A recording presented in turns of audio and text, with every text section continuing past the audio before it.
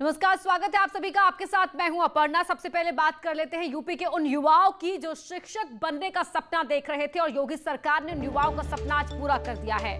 Uttar Pradesh basic शिक्षा परिषद ने आज 69,000 शिक्षक भर्ती मामले में 31,661 चयनित शिक्षकों की लिस्ट जारी कर दी है। ये पद सुप्रीम कोर्ट के आदेश के तहत 69,000 सहायक शिक्षकों में शिक्षा मित्रों के पद छोड़कर हैं। बता दें कि 6 जनवरी 2019 को टीईटी की परीक्षा कराई गई थी। 7 जनवरी 2019 को इस बारे में शासनादेश जारी किया गया था। इस परीक्षा में सामान्य वर्ग के लिए न्यूनतम 65% और पिछड़ा वर्ग के साथ अन्य आरक्षित वर्गों के लिए न्यूनतम 60% अंक का कट ऑफ तय किया गया था। इस शासनादेश के संबंध में कई अभ्यर्थियों ने उच्च न्यायालय में रिट याचिकाएं डाली थी। हाईकोर्ट ने 29 मार्च 2020 को शासन के पक्ष में फैसला दिया, जिसके बाद छात्रों ने इस फैसले को सुप्रीम कोर्ट में चैलेंज किया था। सुप्रीम कोर्ट की ओर से 21 मई 2020 को पारित आदेश में राज्य सरकार को ये निर्देश दिए गए कि शिक्षा मित्रों के सहायक अध्यापक पदों को छोड़कर बाकी पदों पर भर्ती की प्रक्रिया पूरी की जाए, जिसके बाद यूपी सरकार ने ये लिस्ट जारी की है। 14 और 15 अक्टूबर को इन शिक्षकों की काउंसलिंग होगी और 16 अक्टूबर को नियुक्ति पत्र जारी किए जाएंगे।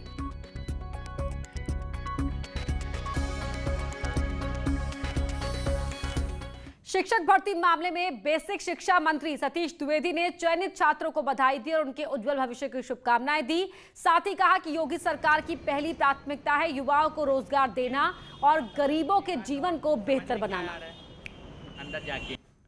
विगत दिनों बेसिक शिक्षा विभाग ने 69,000 सहायक अध्यापकों की भर्ती प्रक्रिया शुरू की थी। प्रक्रिया माननीय सर्वोच्च न्यायालय में लंबित है, परंतु माननीय मुख्यमंत्री जी की सर्वोच्च प्राथमिकता थी रोजगार उपलब्ध कराना।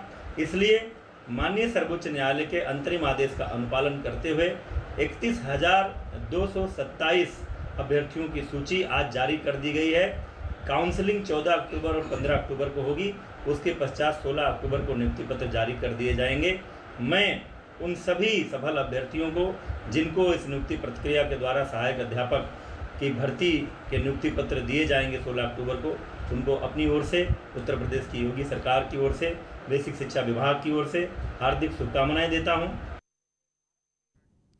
तो हमारे साथ हमारे सहयोगी जुड़ रहे हैं। सर्वेश दुबे प्रयागराज से जुड़ रहे हैं हमारे साथ लाइव। उमेश श्रीवास्तव संवाददाता है मेरठ से, और हमारे साथ प्रशांत जुड़ रहे हैं लखनऊ से। रवि पांडे वाराणसी से हमारे साथ लाइव जुड़ रहे हैं। सबसे पहले मैं प्रशांत आपका रुख करना चाहूंगी। न सिर्फ अभ्यर्थी जिनका सपना साकार हुआ है, बल्कि जो प्रदेश में खाली पड़े पद हैं शिक्षकों के, उनकी वजह से जो छात्रों को दिक्कतें आती हैं, स्कूल में दिक्कतें आती हैं, कहीं ना कहीं वो एक रोड़ा भी हटकर साफ हुआ है।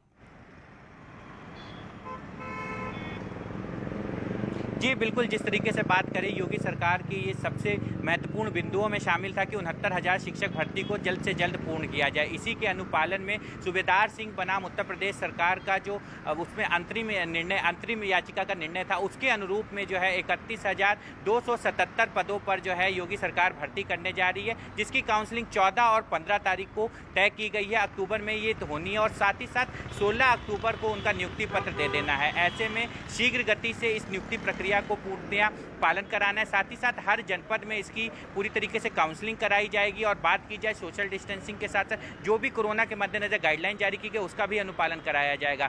योगी सरकार ने स्पष्ट किया था कि जो भी पद बचे हुए हैं वो अंतरिम निर्णय जो था उसके अनुरूप उस पदों को जल्दी से जल्दी भरा जाए, जिसमें शिक्षा मित्रों के पदों को छोड़ करके बाकी पदों पर जल्द से जल्द भर्ती की जाए। ऐसे में जो पहली सूची 67,867 की आई थी, उसके अनुरूप में अब ये 31,277 पदों पर जिन अभ्यर्थियों का चयन हुआ है उनकी सूची को अब जारी कर दिया गया, जिनकी 14 और 15 अक्टूबर को काउंसलिंग होनी है और 16 को नियुक्ति पत्र बिल्कुल 16 को नियुक्ति पत्र मिल जाएंगे। सर्वेश का भी रुख कर लेते हैं, प्रयागराज से जुड़े हुए हैं हमारे साथ। सर्वेश, लंबी अड़चनों के बाद आज का ये दिन सामने आया है तमाम अभ्यर्थियों के लिए, वहां किस तरह का रिएक्शन है, वहां किस तरह की प्रतिक्रिया देखने को मिल रही है? देखिए, निश्चित तौर पर लंबे समय के इंतजार के बाद और कोर्ट में मामला जाने के बाद एक सरकार ने फैसला लिया है और जो तमाम अभ्यर्थी थे उनकी अब मुराद एक तरह से पूरी हुई, क्योंकि जब अभ्यर्थी यहाँ पर सपना लेकर आते हैं नौकरी पाने का, तो जिनको नौकरी मिली है वाकई इस कोविड काल में वो जो इंतजार कर रहे थे, तमाम ऐसे भी अभ्यर्थी हैं जो अपने गांव में गए हैं, उनको ये सूचना मिली तो वहां पर खुशियां मनाई जा रही हैं। ऐसे ही एक अभ्यर्थी हैं जो अभी कल अपने गांव से लौटे हैं, अनीश पांडे, जिनका चयन इस भर्ती में हुआ है और 31,277 जो अभ्यर्थी चयनित हुए हैं उनको न्यूज़ 18 की ओर से भी बधाई है और अनीश को भी बधाई। अनीश, आपको सबसे पहले इसमें चयनित होने के लिए बधाई। कितनी खुशी है, कितना इंतजार कर रहे थे, क्योंकि इसके लिए काफी वेट करना पड़ा था आपको?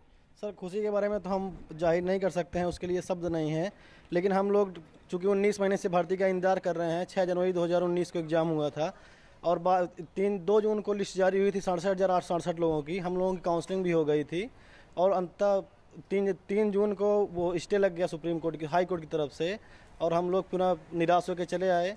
अब तो हम लोग उम्मीद छोड़ के इलाहाबाद आ गए थे, पुनः अपनी तैयारी में जुट गए थे, लेकिन दोपहर में हम लोग सो रहे थे तो फ़ोन आया दोस्तों का कि हम लोगों का सिलेक्शन हो गया, 31,661 लोगों की लिस्ट जारी हो गई है। तो हम लोग अभी खुश हैं, बहुत ज़्यादा खुश हैं। तो योगी सरकार के इस कदम को, चूंकि अभी सुप्रीम कोर्ट में मामला लंबित है, उसके बावजूद सरकार ने एक हार्ड फैसला लिया, कड़ा फैसला लिया, युवाओं के हित में लिया, तो कैसा फैसला मानते हैं ये?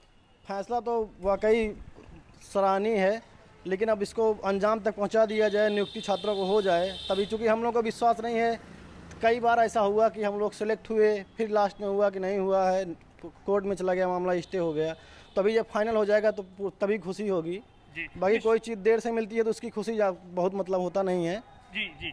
तो 19 महीने का इंतजार था इन अभ्यर्थियों का और सरकार ने एक जब फैसला दिया है कि इनको अब नियुक्ति दी जा रही है तो एक मन में संशय है, क्योंकि तमाम प्रक्रियाओं से ये नियुक्ति गुजरी है, कोर्ट जाना पड़ा, हाई कोर्ट, सुप्रीम कोर्ट गए और करे या ना करे, क्योंकि काउंसलिंग पहले भी हुई, जिस तरह अनीश पांडे यहाँ पर बता रहे हैं। उमेश, वाकई एक बार पहले भी काउंसलिंग हो चुकी है, तमाम जो प्रक्रियाएं होती है उनसे गुजर चुके हैं ये अभ्यर्थी, और नियुक्ति पत्र हाथ आते आते रह जाता है हर बार, इसलिए चाह कर भी उस हिसाब से अपनी खुशी जाहिर नहीं कर पा रहे।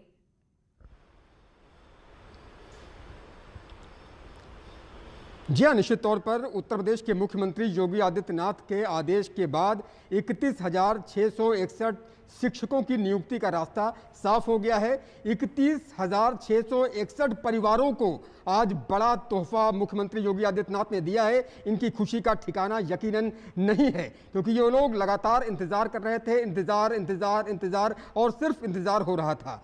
हमारे साथ हिमांशु राणा जी मौजूद हैं, जो शिक्षकों को लेकर एक लंबी लड़ाई लड़ते रहे हैं। हिमांशु जी, आज जो उत्तर प्रदेश के मुख्यमंत्री योगी आदित्यनाथ ने फैसला लिया है और जो ये आदेश आया है, 31,661 शिक्षकों की नियुक्ति का रास्ता साफ हो गया है, यकीनन इन परिवारों के लिए बड़ा तोहफा है। बहुत ही स्वागत योग्य कदम है और एक बहुत अच्छी पहल है, क्योंकि जहां बेरोजगारी के दौर में हाहाकार मचा पड़ा था कि भर्तियां नहीं हो रही हैं, वैकेंसीज फिल नहीं हो रही हैं, रोजगार नहीं मिल रहा है, तो अब ठीक है, ये पद इन्होंने भरने का फैसला लिया है। हालांकि इस फैसले में काफ़ी विसंगतियां भी हैं, जैसे कि मेरी खुद की सिस्टर है, उसके रिजल्ट में अभी तक संशोधन नहीं हुआ है, जबकि सुप्रीम कोर्ट ने 2 सितंबर को ही उसका संशोधन की मांग आपने की थी और आप बता रहे थे कि 500 अंक इंटरमीडिएट में थे और 1 शून्य और बढ़ गया था, 5,000 हो गया था। हाँ, ये टिपोग्राफिकल एरर था। एक्चुअली फॉर्म भरते समय उसका क्या था कि जो टोटल मार्क्स होते हैं उसमें 500 की जगह 5,000 हो गया था, जिसकी वजह से उसकी मेरिट डाउन हो गई थी। उसकी मेरिट हालांकि हाई है, अगर वो अपनी पुरानी मेरिट पर होती तो उसका 2-3 डिस्ट्रिक्ट्स में नाम भी था, उससे कम अंक वालों का काफी जगह हो गया था। तो उसी बात को लेकर हम लोग सुप्रीम कोर्ट गए थे। सुप्रीम कोर्ट ने 2 सितंबर को आदेश पारित किया था। उसके बाद हमने काफी पत्राचार भी किया। रवि पांडे का रुख कर लेंगे, वाराणसी से जुड़े हुए हमारे साथ रवि, हमारे सहयोगी। रवि, आपके आसपास भी मैं देख पा रही हूँ कुछ है लोग नजर आ रहे हैं, क्या ये वो अभ्यर्थी हैं जो चुने गए हैं इस लिस्ट में जिनका नाम है?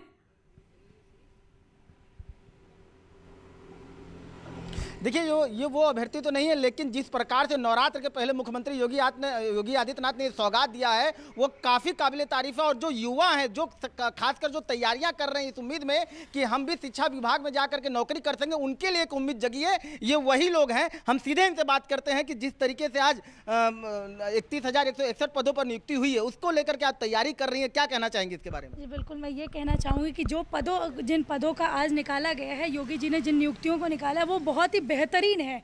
हम युवाओं के लिए एक उज्जवल भविष्य का निर्माण करेगा वो, और हम सभी युवा मिलके अपने देश की संरचना में अपनी भागीदारी निभा सकेंगे। और हम ऐसा कहना चाहते हैं कि ये जो कदम उठाया गया ये स्वागत योग्य, चूँकि फिलहाल जो है वर्तमान में हमारे यहाँ रोजगार संबंधी कई प्रश्न उठाए जा रहे थे, उन प्रश्नों के लिए एक उत्तर के तौर पर भी देखा जा रहा है और हम युवाओं के उज्जवल भविष्य का भी निर्माण करेगा। बिल्कुल, कई दिनों से ये बातें चल रही थी और काफी लंबी लड़ाई थी, तो आप लोग को भी एक ना उम्मीदी थी कि हम लोग तैयारी कर रहे हैं और हम लोग कहीं अगर भर्ती नहीं हुई तो क्या ये अच्छी खबर खबर न सिर्फ उन लोगों के लिए जिनके नाम इस लिस्ट में हैं, जो लंबे समय से इंतजार कर रहे थे सूची के जारी होने का, बल्कि उन तमाम छात्रों के लिए भी है जो परीक्षाओं की तैयारी कर रहे हैं। बहुत शुक्रिया आप सभी का हमारे साथ जुड़ने के लिए। तो आज ये अच्छी खबर आई है जहां 31,661 टीचर उत्तर प्रदेश को मिले हैं। फिलहाल रुक रहे एक छोटे से ब्रेक के लिए।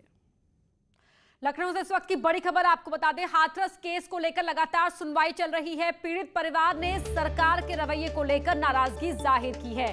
पीड़ित के अंतिम संस्कार से नाराज है परिवार, डीएम और एसपी से अपनी नाराजगी जताई है। तो आज सुबह ही सुरक्षा के कड़े इंतजामों के बीच परिवार को लखनऊ लाया गया हाथरस से, जहां पर इलाहाबाद की हाईकोर्ट की लखनऊ बेंच में सुनवाई चल रही है। पीड़ित परिवार ने पीड़ित के अंतिम संस्कार की बात को लेकर नाराजगी जाहिर की है, डीएम और एसपी से अपनी नाराजगी जताई है। इससे पहले भी परिवार इस तरह के आरोप लगाता रहा है कि बिना उनसे बात किए, बिना उनसे इस बात का जिक्र किए उनकी बेटी का अंतिम संस्कार कर दिया गया, वो भी आधी रात के वक्त। ऐसे में इस रवैये को लेकर नाराजगी जाहिर की है पीड़ित परिवार ने डीएम और एसपी से। तो हाथरस केस पर आपको आज की 10 बड़ी खबर आपको दे रहे हैं। लखनऊ बेंच में हाथरस केस की सुनवाई जारी है। गरिमापूर्ण अंतिम संस्कार के अधिकार पर यह सुनवाई हो रही है। पुलिस पर जबरन अंतिम संस्कार कराने के आरोप के मामले में यह सुनवाई चल रही है। कोर्ट में पीड़ित परिवार के 5 लोग आज मौजूद हैं। पीड़ित के माता पिता, भाई भाभी कोर्ट में मौजूद हैं। अपर मुख्य सचिव गृह हाई कोर्ट में मौजूद हैं। DGP, ADG law and order भी हाई कोर्ट में मौजूद हैं। तो अपर मुख्य सचिव गृह हाई कोर्ट में मौजूद हैं। इसके अलावा DGP law and order high court में मौजूद हैं। एडीजी लॉ एंड ऑर्डर मौजूद हैं। हाथरस के एसपी और डीएम भी हाई कोर्ट में मौजूद हैं।